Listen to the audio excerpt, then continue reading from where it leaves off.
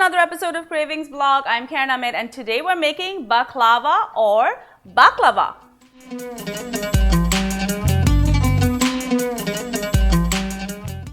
I'm so excited to share this recipe with you. I've made this a few times. It's a really simple recipe. What I love about this is you can make it ahead. So if you're planning a big party or you're taking this as a potluck dish, you can plan it ahead. You can make it 1 to 2 weeks, cover it in an airtight container or with some saran wrap, and it's good to go. And I love things that just make my life easy. What would make my life easy is if you could hit the subscribe button. I love your feedback, and thanks to all of you that have subscribed. And for all of you that haven't, I highly encourage you to please do so and make my day.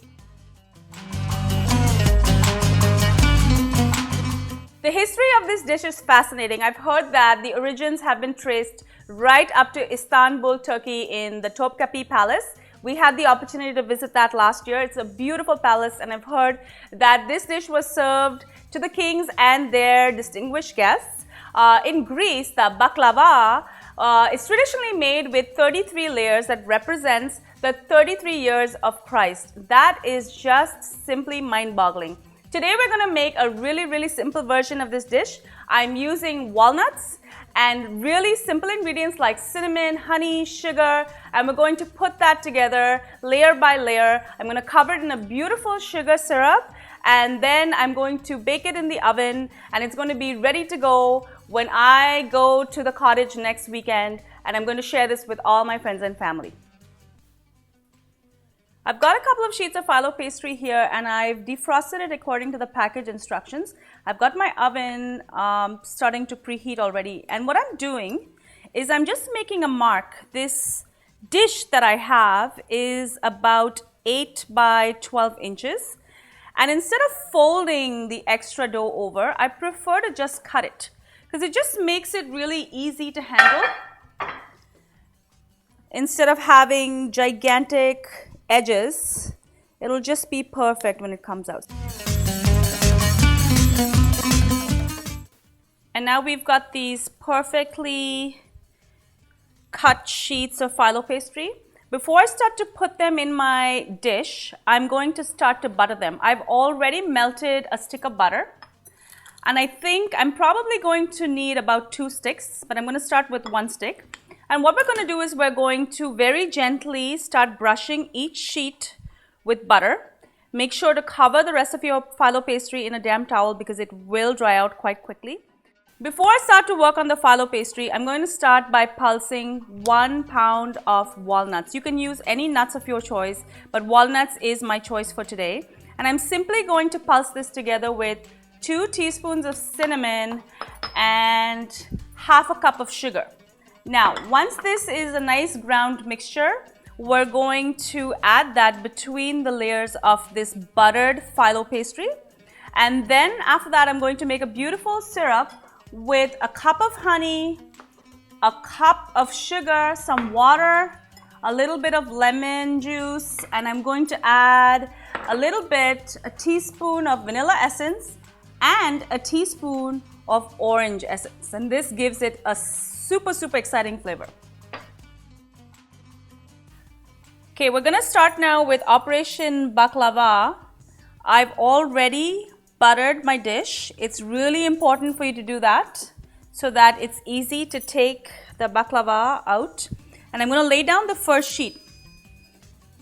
Now remember, this is very brittle, so you need to be very careful when you're handling it. If it tears a little bit, don't worry about it. It's okay. It's quite forgiving. Okay, so I've buttered the first layer. Now what I like to do is I like to give it a really sturdy base. So for the very first bottom layer, I usually will put down about 5 sheets, and that gives it a nice sturdy base for when you cut into it and pull it out. Okay, so it's 2.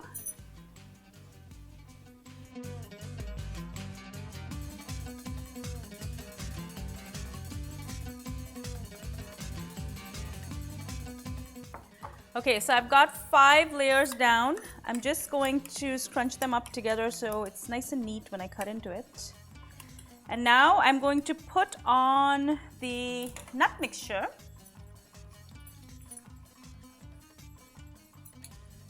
A nice even layer right across. When this melts, the sugar is going to get all sticky and it's going to glue the layers of phyllo together really nicely. So I'm actually going to put the nuts right up to the edge because when you cut into this, you kind of want to see them.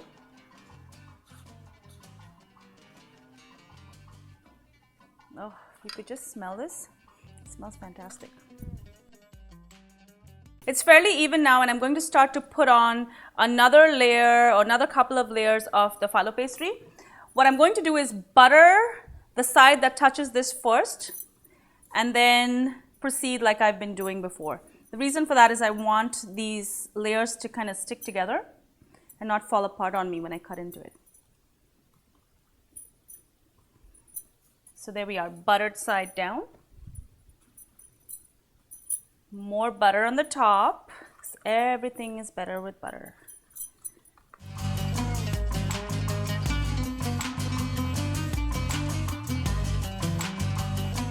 Okay, now I put down 3 layers because I didn't need it to be quite as thick, and I'm going to add another layer of this beautiful nut mixture. Remember, if you love these recipes, please do subscribe at youtube.com/cravingsblog. I'm trying out so many different things, tried and tested, and new recipes, and I'd love to share them all with you.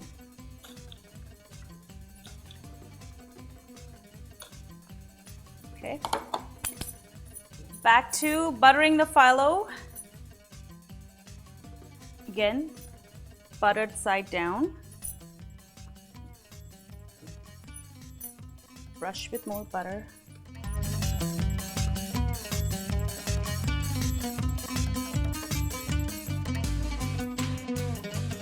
And now the final layer of nuts.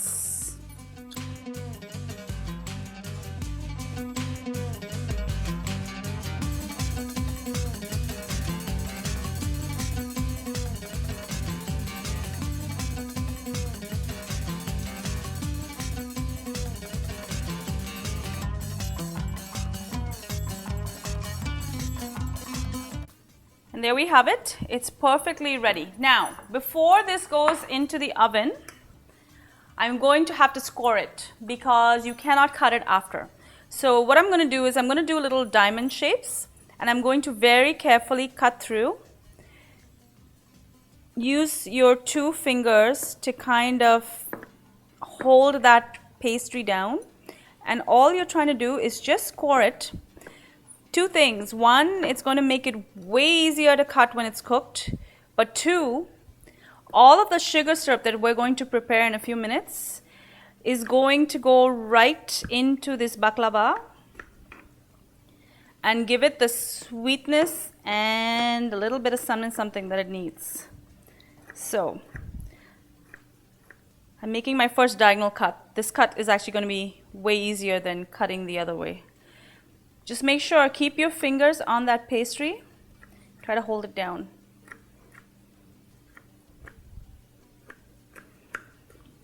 Because I pulsed those nuts and they weren't gigantic pieces, it actually makes it much easier to cut. If you have huge pieces of nuts, it makes it that much more challenging to make these cuts through. Okay, so I've got my first set of cuts. Now I'm just going to flip it over and start to cut the other way, being really careful to push that dough down every time it tries to come up.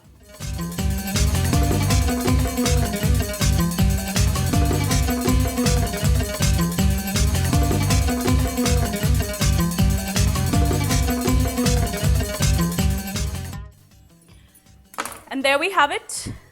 It's perfectly scored and it's ready for the preheated oven. I'm going to put it in for 45 minutes to 1 hour and then I'm going to watch it. Make sure I take it out when it's nice and golden brown. While this is in the oven, I'm going to start working on a beautiful sugar syrup. In a heated saucepan, add 1 cup of regular white sugar. Add a cup of honey. I'm going to scrape all that honey into there.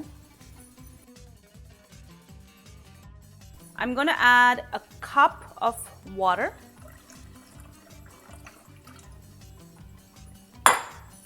Let's mix this up.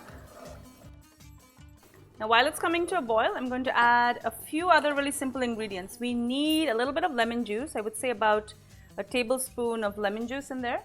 This helps the sugar and it doesn't crystallize. It also gives it a great flavor. Lemon juice is in. I'm going to add a teaspoon of vanilla essence and a teaspoon of orange water. If you can get this, this is an amazing addition. Works really well with the honey and gives it that fantastic Middle Eastern sort of taste. Now, as you can see, the vanilla essence has made the sugar syrup beautiful and golden brown.